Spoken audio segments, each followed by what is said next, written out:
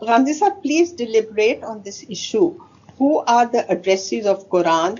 Muslims, people of the book, idolaters? What about the rest of faiths and religions?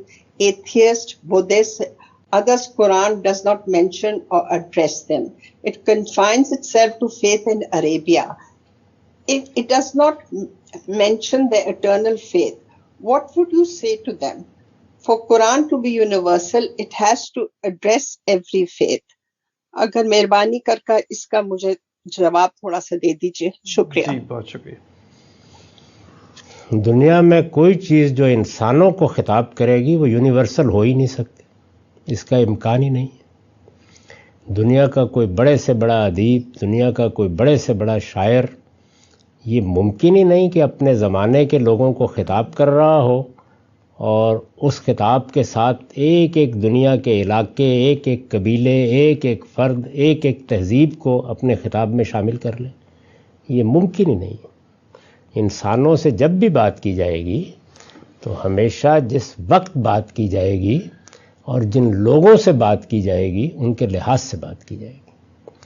تو قرآن مجید سرزمین عرب میں نازل ہوا، محمد الرسول اللہ صلی اللہ علیہ وسلم پر نازل ہوا.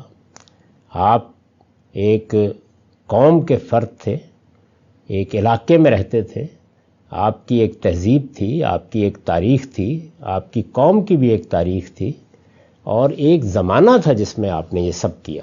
یعنی اگر آپ آج سے 1400-1500 سال پہلے کے عرب کا تصور کریں تو اس وقت جو لوگ سامنے موجود ہیں انہی سے بات کی ابتدا ہوگی.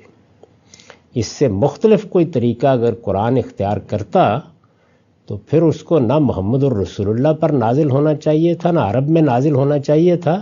پھر آسمان سے قرآن کی آواز ہر دور میں آتی رہنی چاہیے تھی، اور وہ بھی اگر عالمگیر قسم کی آواز ہوتی تو ایک ہی وقت میں تو دنیا کے ہر قبیلے کو نہیں پہنچائی جا سکتی تھی.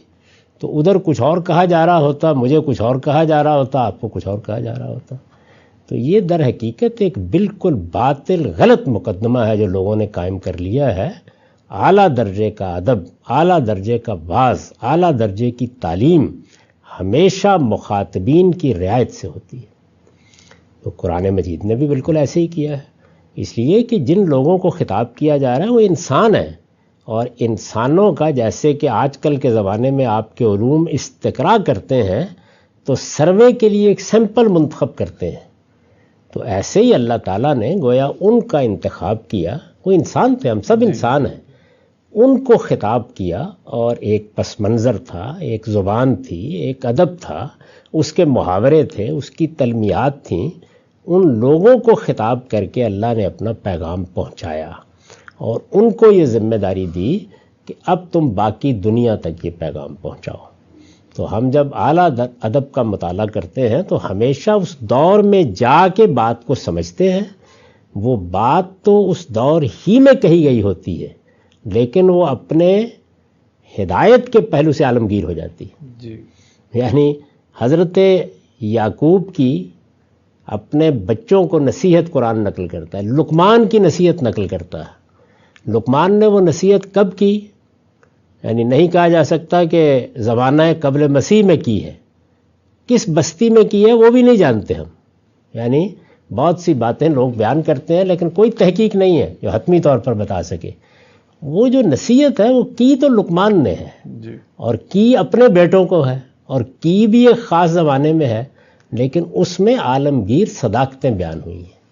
آپ آج بھی شیکسپیئر کو پڑھتے ہیں تو کیوں آپ کا بڑا شاعر بھی یہ کہہ اٹھتا ہے کہ حفظ اسرار کا فطرت کو ہے سودا ایسا، رازداں پھر نہ کرے گی کوئی پیدا ایسا.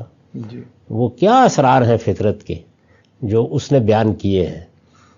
وہ کوئی ایسا تو نہیں ہے کہ ایک عالمگیر سطح پر خطاب کر لیا گیا ہے. کردار ہیں، اسی معاشرے کے کردار ہیں، بلکہ تاریخ کے کردار ہیں. ان کی زبان سے وہ باتیں کہلوائی گئی ہیں اور وہ عالمگیر صداقتیں بن گئی ہیں. تو ایک زندہ کلام جو ایک زمانے میں لوگوں کو متاثر کرے، ان کے دل و دماغ کو تسخیر کرے، وہ کبھی بھی ایسا نہیں ہو سکتا، نہیں ہونا چاہیے.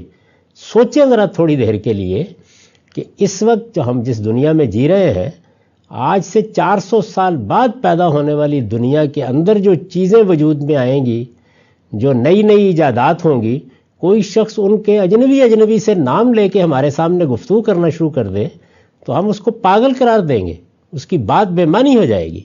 تو اس لیے وہی لوگ مخاطب ہونے چاہیے تھے جو اس وقت موجود تھے۔ اللہ تعالیٰ نے انسانوں کے اس نمونے کو انتخاب کیا اور اس کے بعد عالمگیر صداقتیں اپنے پیغمبر کی زبان سے دیں۔ چنانچہ یہی وجہ ہے کہ قرآن کے پڑھنے والوں کو ہمیشہ متنبہ رہنا چاہیے کہ اس میں جس پیغمبر کی سرگزشت بیان ہوئی ہے، یعنی محمد الرسول اللہ کی، وہ عرب کے لیے خدا کی عدالت تھی اور انسانیت کے لیے قیامت تک خدا کی ہدایت ہے۔ تو ہدایت ہمیشہ اس طرح حاصل کرتے ہیں۔ اس میں بدھ مت کا ذکر کیا جاتا تو عرب کہتے کہ یہ کن لوگوں کی باتیں کر رہے ہو؟ جی۔ شنتو مذہب کا ذکر کیا جاتا تو وہ منہ نوچ لیتے ہیں۔ تو اس لیے لوگوں سے ہمیشہ خطاب جس زمانے میں کیا جائے، جس دور میں کیا جائے، زندہ بات اسی وقت ہوتی ہے جب ان کی جانی پہچانی چیزوں کا ذکر ہو، انہی کی بنیاد پر ان سے دلیل دی جائے۔ اور قرآن مجید کوئی تاریخ کی کتاب نہیں ہے کہ ساری دنیا کا ذکر کرے گا، وہ تو اپنے مخاطبین کے سامنے دلائل رکھ رہا ہے، توحید کے دلائل، آخرت کے دلائل، اعلیٰ اخلاق کے دلائل، اللہ کے سامنے جواب دہی کے احساس کے دلائل، یہ سب عالمگیر صداقتیں ہیں۔ لیکن یہ بیان جن لوگوں کے سامنے کی جا رہی ہیں، زبان بھی ان کی ہوگی، محاورہ بھی ان کا ہوگا، واقعات بھی ان کے ہوں گے، دلیلیں بھی ان کی ہوگی، تاریخ بھی ان کی جانی پہچانی ہوگی۔ بالکل سر، واضح ہوگی بات۔ یہ کوئی بھی بات جو ہے وہ اپنے زمانے اور پس منظر سے باہر کھڑے ہو کے نہیں کی جا سکتی، وہ ان نیچرل ہوگی۔ وہ یہ انسان کے لیے ممکن نہیں ہے۔ اللہ تعالیٰ نے اگر کوئی چھوٹا موٹا خدا بنایا ہوتا تو شاید اس سے بات ہو جاتی ہے۔ جی، انسان ہے، انسان تو محدود ہے۔ بہت شکریہ سر۔